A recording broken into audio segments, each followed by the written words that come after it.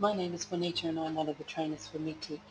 This webinar is designed to show you how to use the Gap Catch-up utility. This utility is used to automatically enroll patients that have been registered or updated in the outage period. The outage period is the period between the last VHO export run and the time prior to the go-live date, and this includes any enrolment changes up until this time. Our recommendation would be to run the Gap Catch-up utility at a quieter time of the day to avoid slower loading times.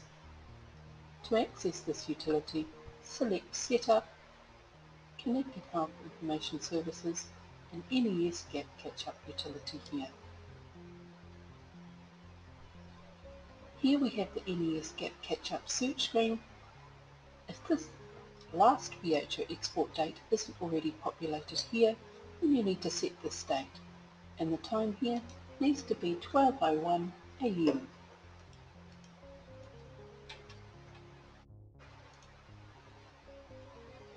Please read the information here for your reference, then click the search button here. A warning message will appear here and you can click yes if you wish to commence online enrolments via NES, or no to close this utility. So I'll go ahead and click yes. So in the screen you can read the information which states how many patients will be enrolled or updated using this utility. So this includes the new enrolments and the updated enrolments, which is referring to any changes that have occurred for these patients during the outage period. It is important to note that this is a demo environment, so my numbers displayed here are low because I don't have the number of patients a typical practice would have. Generally, your numbers would be significantly higher. So as an example, I will display a couple of screenshots from the NES Gap Catch-up utility guide for multiple runs.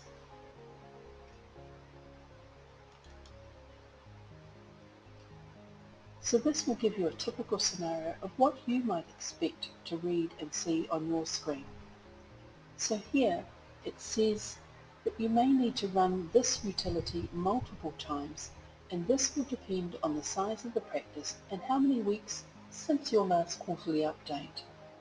So perhaps the number of the patients to be processed is large, and it may not be possible to display upfront how many times you need to run this. However, if you receive a message each time, it will be notified here for the next run to start. And then again when the process is completed.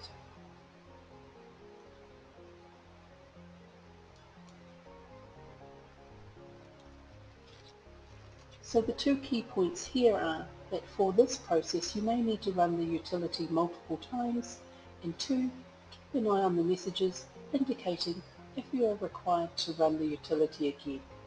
And then click Submit here.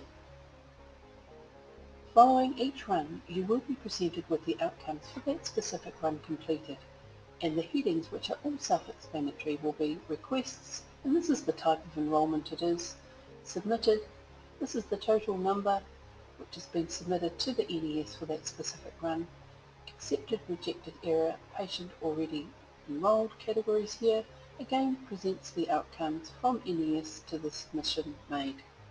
And when the final run is completed, a message will be displayed stating that there are no further runs required, as I previously showed you. If you would like to review these results further, you can click on the Summary tab here. In this screen, you will see a summary of the number of runs performed on the left here. When you select a specific date and time run, the detail of the patients and their outcomes will be displayed here,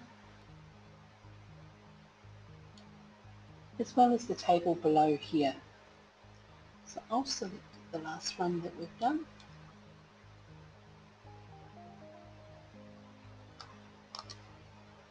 So as you can see, in the outcomes column, we have enrolled, enrollment update, and an error. If we click on this one here, there is an error code and a description message which will appear. The code is here, and the description here explaining, and you can also click the question mark here, which will give you details relevant to the error codes as well as information about the gap catch-up utility.